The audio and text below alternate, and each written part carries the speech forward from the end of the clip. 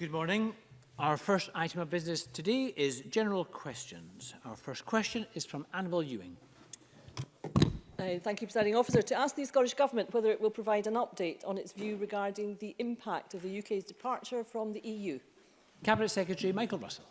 Presiding Officer, the Scottish Government published its assessment of the revised deal yesterday. As I said yesterday, this deal will make Scotland poorer and hit jobs and living standards. This is a worse deal than the one Theresa May negotiated, and a basic trade agreement of the type Boris Johnson wants to negotiate will cost each person in Scotland the equivalent of £1,600 compared with EU membership. Brexit is already having a damaging effect on Scotland. A recent report from the Fraser of Allender Institute highlights that our economy is already around £3 billion smaller than it would have been in the absence of a vote to leave the EU. The damage this deal will do shows why people in Scotland must have the right to choose their own future. Annabelle Ewing. I thank the Cabinet Secretary for his answer and note with obviously some depression what he has said about the hugely negative impacts of Brexit, with Scottish businesses at a competitive disadvantage and environmental and workers' rights up for the chop and Scotland's voice ignored.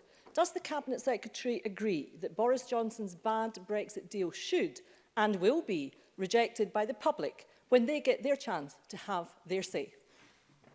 Cabinet Secretary. The question of consent is a very crucial one in this regard. We have very strongly expressed our support for the Good Friday Agreement. We absolutely agree that Northern Ireland should have the deal that it wishes to have. But Scotland should be consulted about the deal that we are meant to get, and that is a very bad deal, much worse deal that is happening to Northern Ireland. And of course there is no provision for consent within this agreement at all. The Northern Ireland Assembly would have consent, and indeed the period of consent, between periods of consent, would be as short as 4 years. Yet the Conservatives here and at Westminster refuse to allow the Scottish people or this Parliament to have a deciding vote on what should happen. That is profoundly anti-democratic, and I believe they will pay the price for that. Thank you. Question number 2, Claudia Beamish. Thank you, Presiding Officer. To ask the Scottish Government whether it has any plans to support local authorities to report roadkill of protected species such as badgers to the relevant conservation bodies. Cabinet Secretary Fergus Ewing. Presiding Officer, the Scottish Government would encourage local authorities to report the roadkill of protected species to conservation bodies where appropriate. Claudia Beamish. Thank you, Presiding Officer. It is helpful to conservationists to be able to check badger bodies for signs of illegal activity and to map populations as illegally killed animals can be placed at the roadside to make them seem like roadkill. Is the Scottish Government able to promote or is it involved with any such schemes, such as the one in Aberdeenshire, whereby the local authority uses a location app called What 3 Words to report roadkills and to conservationists? And such schemes, of course, can be highlighted to motorists. Cabinet Secretary. Presiding Officer, I am aware that the conservation group Scottish Badgers collect reports of dead badgers, including those killed on roads, and anyone who finds a dead badger can report it via a form on their website by email. I wasn't aware of the Aberdeenshire project to which Claudia Beamish refers. She has made her point today, and I'm sure I will pass this for the attention of Rosanna Cunningham, who has the portfolio responsibility for dealing with these matters. Question number 3, Neil Bibby. To ask the Scottish Government how many primary and secondary school buildings contain asbestos. Cabinet Secretary John Swinney. Presiding Officer, this information is not held centrally. Local authorities are required to keep an up-to-date record of the location of asbestos in their school buildings. Health and safety legislation is reserved to the United Kingdom Government. We take the issues of asbestos within schools very seriously and expect local authorities to strictly follow the Health and Safety Executive recommendations on the handling of asbestos. Neil Bibby. It is concerning the Deputy First Minister could not tell us how many school buildings contain asbestos. Can I tell the Deputy First Minister that according to information obtained under Freedom of Information Act, asbestos is present in over 1,600 school buildings? Would the Deputy First Minister agree that there is a strong case for more regular air sampling on the school estate? And would he agree to meet with Clydeside Action on Asbestos, trade unions, my colleague Anna Sawa and I, to discuss what further action can be taken to ensure where asbestos is present, fibre counts are kept at safe levels for children and staff? Cabinet Secretary. These are important questions, and of course I'd be happy to meet with Mr Bibby, Mr Salwar and Clydeside Action on Asbestos and the relevant trade unions who have an interest in this matter. In my earlier answer, I made clear that there are very strict requirements under health and safety legislation for the handling of asbestos and its management. That obligation falls upon local authorities who have the statutory duty for the management of the school estate, and I would expect all local authorities to follow all of that requirement to the full. But I'm very happy to meet with the members to discuss this issue further. Question number 4, Emma Harper. Thank you, President Officer. To ask the Scottish Government what the implications would be for Scotland of a border being established in the Irish Sea. Cabinet Secretary Michael Russell. Presiding Officer, the Scottish Government fully and unconditionally supports the Good Friday Agreement, as I've already said today, and the maintenance of an invisible border on the island of Ireland. But the new protocol will put Scotland at a competitive disadvantage in relation to Northern Ireland. The UK Government's plans for its future relationship with the EU amounts to a hard Brexit, a very hard Brexit, with Scotland being forced out of the single market and customs union, while Northern Ireland will retain privileged access to the EU market. If the border is created in the Irish Sea as envisaged, there would also be a need to consider infrastructure requirements at Kinryan ports. This would be a matter largely for HMRC, Border Force and the ports themselves. However, Traffic Scotland would have to consider any traffic management requires in the Dumfries and Galloway area once more information on the UK proposals became available. Emma Harper. Thank the Cabinet Secretary for the answer. The Cabinet Secretary will be aware that as part of the Scottish Government's Brexit planning, the East Pier in Stranraer is set to become a lorry park to accommodate 350 plus HGVs each day, all because of anticipated delays at the Port of Cairnryan. Does the Cabinet Secretary therefore agree that this potential disruption, which constituents in Stranraer will be forced to put up with, is a direct consequence of this incompetent UK Government? And does he agree that the only way to ensure this scenario does not become reality is to make sure the current Conservative Government is not returned to power? Cabinet Secretary. I agree, and I have to say I saw with astonishment the objections in the local press in Dumfries and Galloway from the local MP, Alistair Jack, to what might happen at Stranraer. It is Alistair Jack that is imposing Brexit on the people of Scotland. He should be aware of that. It is NIMBYism in the extreme that we're seeing from him. Now, the reality of the situation here is that a responsible government has to prepare no-deal plans to mitigate the worst impacts as best we can. And of course, we're working with the local resilience partnership in Dumfries and Galloway on the measures to add increased stacking capacity for HGVs at Cairnryan. I have the greatest sympathy for the people of Stranraer who may have to suffer this. They should take this up with their MP, and they have the chance to do so in a very direct way on the 12th of December. Question number 5, Alison Harris. To ask the Scottish Government whether it will provide an update on the progress of the expansion to the 1140 hours of funded childcare. Minister Maree Todd. Thank you, Presiding Officer. The latest Early Learning and Childcare Delivery Progress Report published at the start of October shows that over 46,000 children are accessing expanded hours back in August. That means that 1/3 of 3- and 4-year-olds and eligible 2-year-olds across Scotland are already benefiting from the expanded entitlement.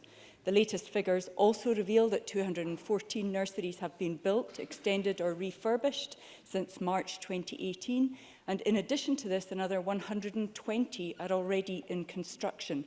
Nationally, over the summer, all indicators progressed either in line or ahead of the forecast national position. This is major progress, and although there is still a lot of work to do, we remain confident that local authorities and their partners will be ready to deliver when the 1140-hour entitlement comes into force next August. Alison Harris. I thank the Minister for her update. The revenue funding rates for private and third sector childcare provisions are published and well documented by councils. But those same councils are not required to publish their own rates. This is simply one row for one and another row for another. The Minister has told me on more than one occasion that she will not ask councils to publish this information. Minister, I would like to ask very simply, why? Minister. A key aspect of Funding Follows the Child, which is to be introduced in August 2020, is the payment of financially sustainable rates to providers that reflect the cost of delivery and the national policy priorities. Information published in summer 2019 showed that the funding rates for private providers have increased in all local authority areas over the 2 years to August this year. Average rates for the providers for the delivery of 600 hours have increased by 26% over the 2 years. Many local authorities are also paying a higher rate for those providers involved in the 1140 hours, and in some areas the increases have been over 50%. Calculating the cost of providing local authority provision is an altogether different question, given that local authority nurseries are often operating in areas where the market has failed. Ian Gray. Thank you. Will the Minister guarantee that all children who defer entry to Primary 1 in 2020 will also benefit from 1140 hours of funded childcare as Parliament instructed just before recess? And when will she bring forward the necessary legislation? Minister Maree Todd. As you are aware, Parliament has instructed that we review the deferral automatic entitlement to 1140 hours, and we are working closely, as you would expect, with local authorities to ensure that we can deliver that as soon as is possible. Question number 6, Tom Arthur. To ask the Scottish Government how it is supporting the economy in the Renfrewshire South constituency. Cabinet Secretary Derek Mackay. The Scottish Government is working to accelerate inclusive economic growth across Scotland and all the communities in Renfrewshire South. The National Economic Action Plan that I launched supports a competitive business environment, including investment in a highly skilled workforce and a diverse economy. A range of investments will continue to be made now and into the future. Tom Arthur. Can I thank the Cabinet Secretary for that answer? Along with the Cabinet Secretary Fiona Hislop and Paisley's MSP George Adam, I recently attended the launch of Renfrewshire's new, bold and ambitious economic strategy for the coming decade. Does the Cabinet Secretary share my concerns that this positive collaboration between SNP-led Renfrewshire Council and local partners could be undermined by the Tories' damaging Brexit deal? A deal that Michael Gove admitted to me in committee last week would give businesses in Northern Ireland better access to the 500 million strong EU single market than Scotland would have. Cabinet Secretary. Yes, I do agree with that concern, and we're not alone in being concerned about the impact that Brexit will have on economies across Scotland and not least in Renfrewshire, where there was very positive work with the Council around the economic plan for the area, where the Government as a partner is making the right interventions and investments to help grow our economy in a sustainable way. On the very same day of the launch, of course, the co-chair was a businessman from the Scottish Leather Group who was announcing 100 new jobs in Renfrewshire, who also expressed concern about the threat of Brexit. So when you hear people like Boris Johnson talk about getting Brexit done, what that means is doing in people's jobs across Scotland when we are trying to do so much to grow our economy in a responsible way. So we believe that the best way to stop Brexit is to end Brexit and end this Tory government's term of office. Question 7, Gordon Lyndhurst. To ask the Scottish Government how much of the £1.37 million allocated to the Citizens' Assembly of Scotland will be spent on the recruitment of its members. Cabinet Secretary Michael Russell. Presiding Officer, following a competitive tendering process, a contract worth £25,000 was awarded to Mark Diffley Consultancy and Research Limited. Recruitment of members has concluded. The Assembly met for the first time on the 26th and 27th of October. Members are being paid a gift of thanks for participating in the Assembly, as well as being supported to attend the Assembly regardless of their geographic location, need for childcare or other caring responsibilities, or other need for support. The total cost of payments to members and conveners, including support and travel and subsistence, is £339,600. Gordon Lyndhurst. I thank the Minister for that answer. However, with the Scottish Parliament already costing over £250,000 per day, Would it not be better, more democratic and more effective if this SNP government started listening to the Scottish electorate rather than creating yet another costly group to blame for its failed policies? Cabinet Secretary. Well, I regret that curmudgeonly approach to democracy, I have to say. I would encourage Mr Lyndhurst to meet members of the Citizens' Assembly, and I'm sure that the conveners of the Citizens' Assembly would be happy to meet with him. I had the privilege of so doing on Saturday night in Edinburgh, and I was bowled over by their enthusiasm, by their commitment, by their engagement, by their energy about the involvement in Scottish democracy. I think that is to be commended and not condemned, and I think the member might like to consider whether what he has said encourages that or discourages participation in democracy. Question number 8, Jamie Halker-Johnson. Thank you. Following funding cuts from the cash-strapped Maree Council, the future of the award-winning Falconry Museum in Forres is under threat. The Falconer is a fantastic example of a local museum, grounded in its community and working to appeal to visitors and local people alike. So can the Cabinet Secretary look into this situation and outline what other funding solutions may be possible to keep the Falconer going as a vital part of Maree's heritage? Mr Halker-Johnson, so I think you're asking the supplementary before the question. Can I? So, could I ask the Cabinet Secretary, Fiona Hislop, to respond to the initial question? Can I say that the current council administration in Maree is having to deal with the incompetence of the Conservative-led administration who walked away from leadership, I think, which is only compounded by the incompetence by which the member from the Conservatives, Jamie Halker-Johnson, has just asked or not asked his proper question. Can I say that the Scottish Government supports the direct revenue funding of the National Museums of Scotland, National Galleries of Scotland, National Library of Scotland, National Mining Museum of Scotland, Scottish Fisheries, Scottish Maritime Museum and Historic Environment Scotland. The Museums Galleries Scotland support local and independent and private museums, I think, including the one, and I will try and come on to answering that question, I think it might be helpful, including those administrations. I'm going to give Mr Halker-Johnson a chance to ask the question again. Well, I've heard it already. I'm quite happy to answer it. I think I'm quite keen for the next question to be asked, so if I can answer the supplementary, I'd be keen to do so. Museums Galleries Scotland stand ready, and I've already proactively contacted Maree Council about the Falconer Trust. I do share concerns and I understand how important it is to the people of Forres, but I do think it's important that Maree Council make contact with Museums Galleries Scotland, who've already contacted them. Let's try and get a solution that helps the people of Forres and make sure that the heritage of that vital part of our country can be celebrated in a constructive way. They stand ready to support Maree Council. I hope that offer is accepted. And I will allow Jamie Halker-Johnson to ask the end of his supplementary question. Well, my apologies for being so keen to get an answer from the Cabinet Secretary that I went a little ahead of myself. Unfortunately, despite giving the Cabinet Secretary the second question, I didn't get an answer. And the point is, this is a decision by Maree Council which is being underfunded again and again by this Scottish Government. So can I ask her again, rather than giving a whole list of different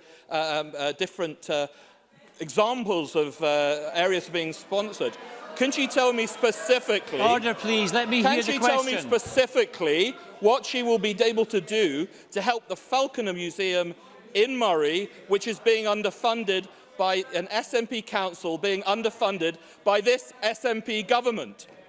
Colleagues, can I suggest, I can see people in a lively mood. Can we just hear the questions and then we'll hear the answer from the Cabinet Secretary? In a constructive way, can I acknowledge that the fair funding of local government is something that we discuss regularly in this chamber, that I have offered Museum Galleries Scotland as the relevant development body to talk to Maree Council, and if the member was really serious about the museum, rather than trying to do the party political point scoring, which he delivered incompetently, perhaps he could encourage all those who are interested to have a constructive dialogue with Museum Galleries Scotland, which is the competent way of carrying out his duties as a responsible MSP. And Christine Graham? Christine Graham? Oh, thank you, Presiding Officer. On behalf of my constituents and the trustees of Trimonte Museum in Melrose, can I thank the Government for the substantial investment recently announced for the extension of that museum? Cabinet Secretary. I'm delighted that my colleague Fergus Ewing was able to announce that funding. And a very important point, I'm delighted that the South of Scotland Enterprise Partnership is taking heritage, culture and tourism really seriously and helping support museums, but recognising the economic contribution that heritage plays to the economic well-being of the members' constituency and the rest of the South of Scotland. Thank you very much. And that concludes general questions.